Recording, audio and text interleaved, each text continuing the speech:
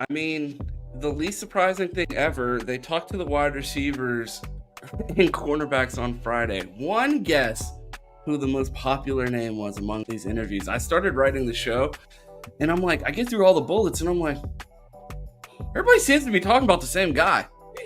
Any guesses? Would it happen to be a dude from South Florida who might be like 6'4", 215, might look like what's the dude from I always forget the dude from Baylor. What's his name? Sean Sean Oakman. Yeah, he's gonna look like Sean Oakman next season. Sean Oakman's twin. Might that be the guy? That is the guy indeed. Jeremiah Smith was the talk of the town during wide receiver and cornerback interviews. So we are going to start with Jeremiah Smith himself. Said he's trying to keep the main thing, and tune out the hype. How difficult do you think it is for a freshman with that much hype coming in with the number one overall label on him? I mean, it's been a while since we had the top player in the class be a part of the Buckeyes. Come in with that much hype, a guy that is expected to play almost immediately in that room. How difficult do you think that is for a kid that's 18 years old to be thrust into stardom in Columbus immediately?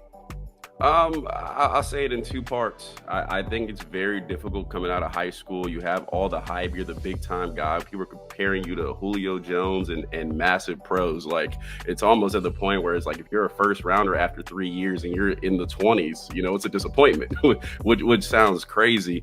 But the hype around Jeremiah Smith is he's already a top 10 pick walking into Columbus. So it was a immense amount of pressure, and it's on Ohio State to make it easier for him. But also the second part of that is this is Ohio State. He's just the next guy to walk in and have that first round label coming out of high school. I mean, you think Emeka's still here. He was the number one overall receiver in his class. We've had plenty of guys like that. It's almost I guess a fraternity of guys who basically have come in 5-star, all the pressure in the world, and have dealt with it and left first round picks. So it is a lot of pressure, but also you do have that backing of, you look around the room and it's top 100 players all over the board, and their towns, they left and all had a tremendous pressure going to Ohio State. So I feel like it's a community of them, which makes it a little bit easier to deal with that pressure. Yeah, having the South Florida Express family around definitely probably has to help there. And then given the attention that has been on that wide receiver room for years, I'm sure Brian Hartline is no stranger to managing a celebrity room, having had Garrett Wilson and Chris Olave, Jackson Smith-Njigba, and the names go on in that room. So I doubt it's anything new, and I'm sure the Buckeyes are going to find ways to get him acclimated